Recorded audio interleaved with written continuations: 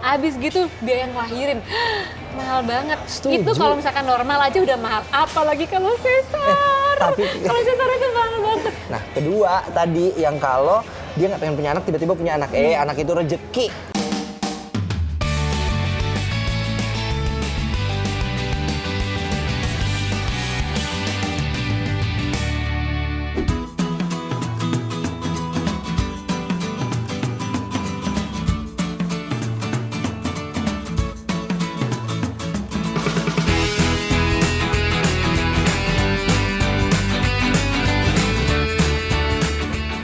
Hai Li. Ya ampun, akhirnya datang juga. Gue udah nunggu Lama lama ya. banget tahu. Ini lu alasan Biasa lah, macet nggak biasa. bisa loh. Panas. Sekarang udah nggak bisa alasan macet lu kalau Karena lama. masih sepi ya, masih sepi Iya, ya. masih sepi. Ya ampun, gimana kabarnya? Sehat, Sehat salah ya. ya. Kalau lagi pandemi gini kan kita harus kesehatan yang utama. Lu pesen apa sih? Biasa, kesukaan karamel macchiato. Enak ya? Tapi ngomong-ngomong nih, tahu nggak yang lagi rame sekarang apa? Lagi Ini- rame. Ini topik apa? yang seru nih. Lagi rame sekarang itu orang-orang banyak pasangan muda. Ini dari kemarin sih sebenarnya udah gue baca gitu.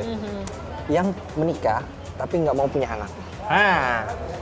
Ini lagi rame banget nih.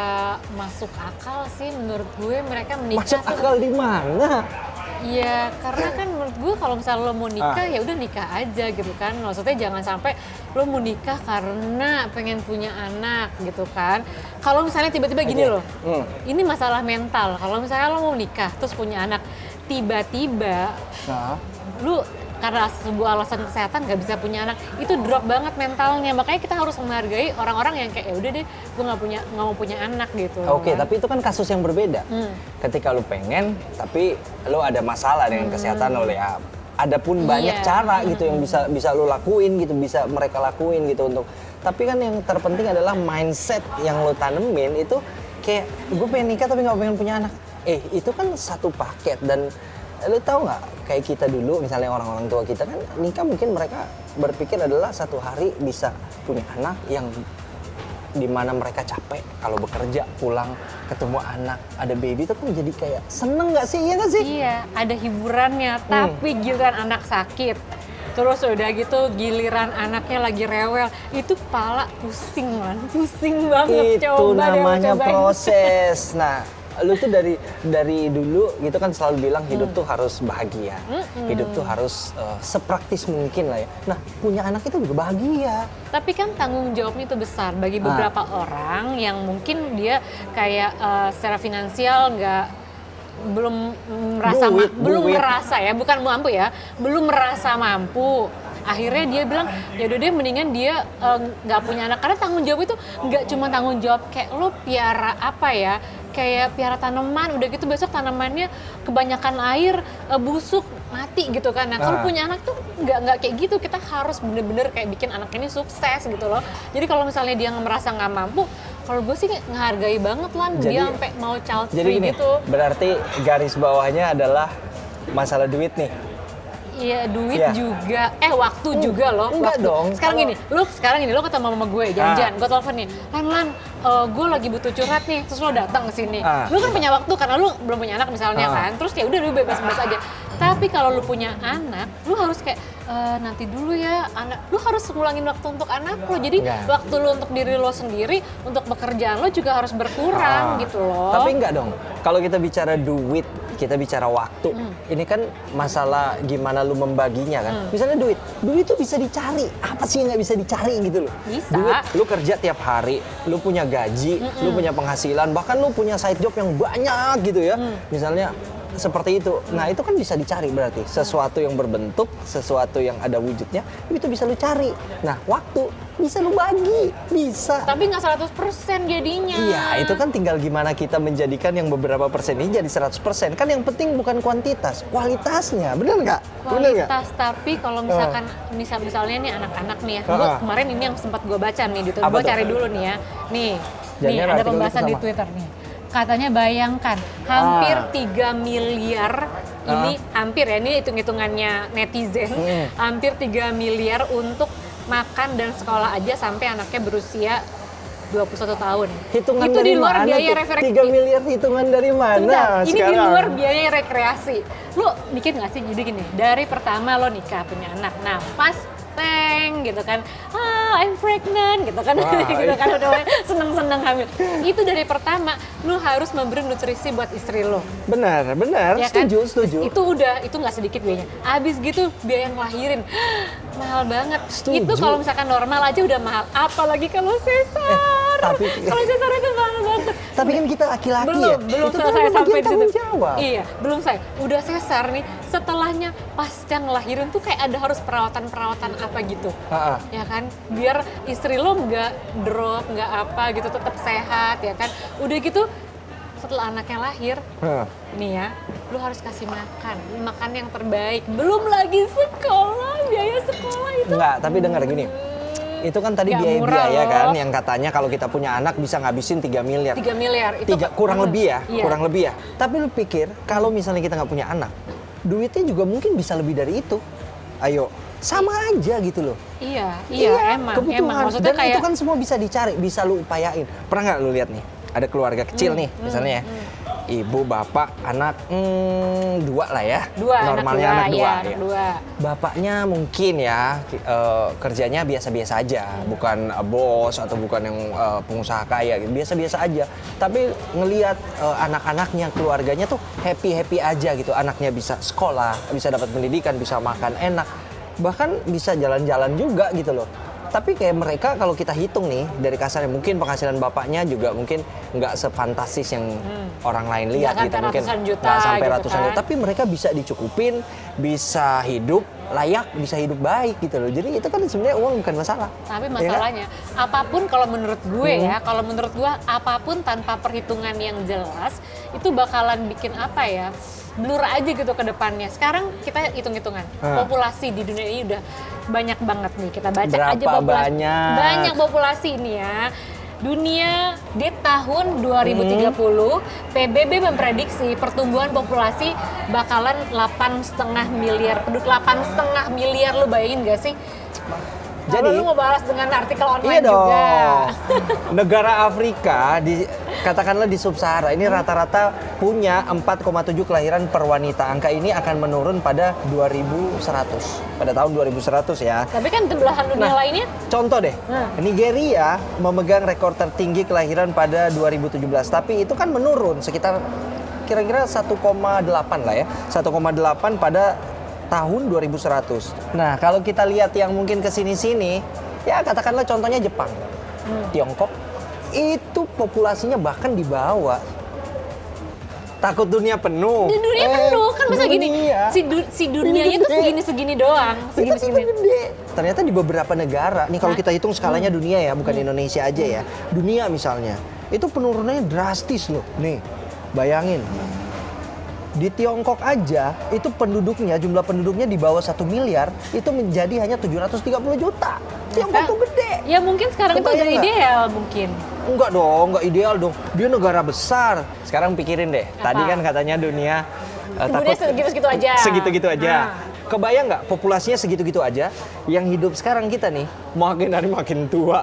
Nih sekarang kita Iya. masih bisa jalan. Iya. Besok udah pakai Ih, tongkat, jangan tongkat, dong, jangan tongkat, pakai tongkat. Kan Kita akan harus mengarah ke ngomongnya situ. harus sehat terus ya kan, Loh, biar gini loh, nggak Pakai stres. tongkat bukan berarti kita nggak sehat. Ya memang fisik, ya kita makin tua, fisik makin berkurang. Kebayang nggak kita ini aja nih, segini-gini aja, nggak ada populasi tambahan, tua, and then apa? Ya Kita udah. selesai, tutup Kan usia emang kan. begitu lah. Dunia tuh jadi kosong, kebayang nggak? Enggak Tiba-tiba dia lah. jadi sepi banget. Kayak kafe udah tutup gitu. Kebayang nggak? Kayaknya Jadi sepi. kalau 20 tahun, 10 tahun, 20 tahun ke depan nggak akan langsung drastis kayak Nah, gitu itu deh, kan kita karena kan masih banyak. Berarti kan lu mikirnya berarti kan skala pendek. 10-20 tahun depan. Nah, 20 tahun depan kalau skala berpikirnya orang sama bahwa wah dunia makin sempit bakal gini, tenang aja kita masih aman 20 tahun lagi. Itu bakal habis secara otomatis. Kita nggak sadar jalan waktu, tiba-tiba udah habis aja dunia, tiba-tiba kosong, tinggal dia lagi. Tapi kalau misalkan lu misalnya memutuskan punya anak, dibandingkan sama orang yang memutuskan nggak punya anak, mungkin dia berpikir nanti sekarang aja gitu kan, bumi ini udah banyak polusi segala macam gitu kan, terus nanti 10 tahun lagi anaknya udah gede, dia bumi ini masih layak nggak sih buat ditinggalin gitu, kayak udah banyak kerusakan-kerusakan. Mungkin mikir kayak gitu juga kan. Kalau soal kerusakan kan itu bisa jadi edukasi baru lagi kan. Itu nggak cuma buat anak-anak generasi ini loh. Justru kita bertanggung jawab punya anak dan mereka nanti akan punya cucu gitu. Kita akan punya cucu juga. Nah itu kan mereka bisa mengedukasi gimana memelihara bumi ini dengan lebih baik. Kalau perusakan nih kan. Lu dengar nggak sih yang kemarin katanya Jakarta mau tenggelam di 2030? Ntar kalau tenggelam nggak punya rumah lagi loh. Oh my God. 2030 Jakarta kan tenggelam. Semua juga bakal bilang begitu. Tapi kan kita nggak berpikir secara fakta bahwa Jakarta memang pasti akan tenggelam 2030. Itu kan masih panjang juga. Kebayang nggak ketika punya anak nih, orang-orang punya anak, ya kan? Ya anaknya besar, kemudian bekerja, kemudian nanti punya penghasilan sendiri. Nah, ada potongan pajak, itu kan untuk negara, potongnya untuk negara. Nah, negara itu akan memutar duitnya untuk membangun gitu loh, untuk membangun ke sesuatu yang lebih baik. Tapi nah, kalau orangnya gimana? dikit, Tapi makanan gimana? Lu bilang tadi duit bisa dicari, oke. Iya dong, benar. Waktu bisa dibagi, oke. Pasti. Makanan gimana? Sekarang semua sawah-sawah dijadiin rumah, ya kan? Oh enggak dong. Semua lahan-lahan perkebunan jadi pabrik. Nah, terus yang memproduksi makanannya gimana? Sementara penduduknya makin banyak gitu. Masih banyak. Makanan tuh lahan itu nggak bakalan kosong. Di Jawa, di Udah kalau manapun misalnya itu udah pada rusak lagi gitu ke enggak depannya. dong, nggak bakal rusak. Kalau bicara soal kerusakan lingkungan kan berarti tanggung jawabnya banyak. Berarti gimana kita bisa ngajarin kan, intinya anak-anak ini untuk kedepannya jadi lebih baik dari kita. Kalau sekarang mungkin kita udah ngerasa kita baik, ya ngerusakin lingkungannya dikit-dikit lah ya. Jangan, Kadang nah suka, itu dia tuh. kadang suka lupa buang sampah sembarangan. misalnya. Lagi nyetir buang sampah sembarangan. Nah, sekarang kan gimana kita ngelihat ini kan nggak baik. Nah, ke anak-anak kita ajarin yang lebih baik. Jadi mereka bisa meneruskan sesuatu yang lebih baik. Masalahnya. Dan lu nanti nih, udah tua, lu bisa ngelihat mereka, wah keren banget. Anak gue jadi lebih baik, anak gue jadi... Itu kebanggaan gak sih? Lu lebih happy, men? Masalahnya. Sekarang itu banyak banget orang tua yang buat dirinya sendiri aja dia nggak bisa jadi contoh, apalagi buat anaknya. Kayak nggak bertanggung jawab gitu loh. Banyak orang-orang yang nggak bertanggung jawab. Kalau masalah tanggung jawab, sekarang gini nih, kepala keluarga nggak punya anak pun dia harus bertanggung jawab. Iya. Nih, kan uang 3M. Tadi uang 3M buat anak kan kira-kira. Terus sekarang nggak punya anak, uang 3M ini mau dikemanain? Istrinya beli tas. Enggak beli tas, jalan-jalan. Enggak dong, jalan-jalan. Sekarang Tetep itu banyak aja. tahu yang udah tua, dia nggak mikirin anak. Kan kerja nih, kerja. Sampai umur sekian, 50 tahun, udah deh keliling dunia. Nah, terus suka ke Jepang nggak? Suka jalan-jalan kan? Iya. Suka ke Jepang dong? Iya. Kebayang nggak? Ke Jepang, satu saat nih, sekarang kan kita lihat Jepang rame nih. Satu saat Jepang itu tiba-tiba sepi. Karena penduduknya punya mindset yang menurut mereka punya anak bahkan menikah aja. Itu kayak, ya udahlah ya. Sampai itu sekarang tapi udah masih enggak kan? sampai sekarang seperti itu. Bahkan pemerintahnya kan support. Yang mau nikah dibantu, yang mau punya anak dibantu. Supaya apa? Supaya populasinya tetap terjaga. Sekarang tuh minim karena semua tuh berpikir seperti itu. Nggak mau ribet, nggak mau ini, nggak mau itu. Tapi gua tetap mendukung, aduh kan, jangan emosi lah, jadi tenang. emosi, kan? Itu maksudnya gini, gue mendukung orang yang keputusannya gue mau child free dan dia declare gitu, gue nggak mau punya anak gitu kan, apapun alasan di belakangnya gitu. Dan kalau menurut gue mungkin salah satu alasannya ya karena tekanan dari luar sih. Kalau dia misalnya pengen punya anak tapi nggak bisa karena ya ada sesuatu lah ya, itu kan ada problem berarti di dia kan. Itu nah, dia. Bisa dicari jalannya, ada jalannya, ada, dan kasusnya udah banyak. Akhirnya mereka bisa punya anak dengan berbagai cara gitu. Ada jalannya, ilmu kan udah lebih tinggi. Nah, kedua tadi yang kalau dia nggak pengen punya anak, tiba-tiba punya anak. Anak itu rezeki. Ada anak, ada rezeki anak, merendah nggak? Ada rezeki anak. Nah, Nggak tahu aja gini loh, karena kita terlalu umum banget kalau orang nikah punya anak. Terus kalau misalnya nggak punya anak, nanti di acara keluarga atau di tetangga lu deh kayak memandang sinis kalau misalnya lo nggak punya. Itu yang gue nggak setuju gitu. Kenapa lu harus memandang sinis orang yang nggak punya anak? Kenapa nggak ya udah gitu, orang dibiarkan dengan pilihannya masing-masing gitu kan. Itu tapi kayaknya itu panas banget kalau lagi ada acara keluarga. Makanya punya anak biar nggak denger lagi. Tapi kan nggak segampang itu masalahnya. Susahnya di mana? Susah banget. Lu tanggung jawab tadi. lo bayang nggak sih hamil itu nggak bisa dibilang ringan lah gitu kan, karena itu berhubungan dengan faktor kesehatan. Itu dengan hamil itu tanggung jawabnya besar. Lo bayangin 9 bulan, 9 bulan harus hamil, dari pertama kali diketahui kita harus kasih nutrisi, belum ngidamnya, itu sih nggak apa-apa, itu enak dong kalau ngidam pasti dibeliin.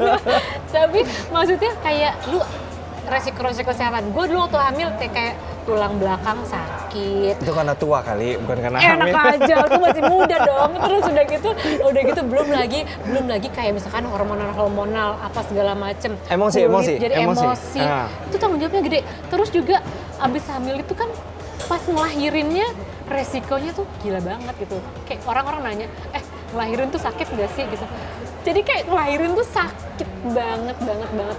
Belum lagi abis itu kita harus nyusuin segala macam, post recovery-nya abis ngelahirin itu sakit. Jadi kalau gue menghormati banget ketika ada orang yang bilang, enggak lah gue nggak mau punya anak. Ya udah, berarti dia tahu akan resikonya. Yang sekarang jadi concern itu adalah pemikiran generasi sekarang yang pengen hidup simpel. Alasannya pengen punya anak karena ya itu satu, nggak mau ribet dengan alasan ya macam-macam. Mendingan duitnya bisa dipakai buat seneng-seneng hura-hura.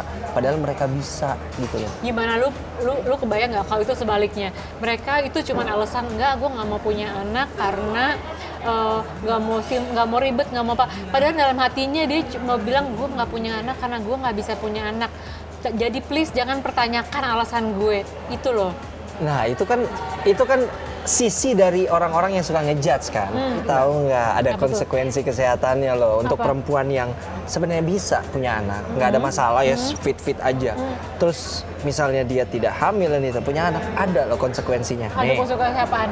Jadi dari pilihan untuk tidak memiliki keturunan, terutama pada perempuan, ketika seorang perempuan di usia produktif memiliki atau memilih tidak memiliki keturunan, artinya ada fungsi-fungsi di badannya yang tidak bekerja seperti seharusnya kan. Nah katakanlah uterus atau kandungan menjadi tidak pernah digunakan. Padahal ketika seorang perempuan nih hamil, kemudian dia melahirkan, kan banyak perubahan-perubahan di fisiknya, secara fisiologis ya, banyak perubahan-perubahan, dan itu membuatnya lebih fit, lebih sehat, lebih bahagia. Pokoknya menurut gue yang pastinya kita harus menghargai orang-orang yang sudah memutuskan untuk ya udah dia tidak punya anak, tidak mau punya anak atau child free tadi. Kita lebih baik untuk menghargai dan tidak usah saling menjudge gitu ya. Gitu. Kita nggak perlu kayak kenapa lu nggak mau gitu. Ini kan gini disertai dengan alasan-alasan atau nasihat-nasihat yang mungkin dia udah sering denger gitu loh. Jadi kan itu bikin mentalnya drop. Intinya hidup dia, hidup kita ya. Yang penting kita saling menjaga, saling menghargai gitu. Tapi itu kan menurut gue. Itu menurut gue. Kalau menurut lo gimana? Boleh nih komen ya di bawah silakan sini. Tuh dikirim komentarnya. Lebih baik child free atau enggak seperti apa? Yang penting pokoknya happy lah gitu. Kita harus happy emang. Jadi gimana tadi? Tadi macet di mana? Biasa.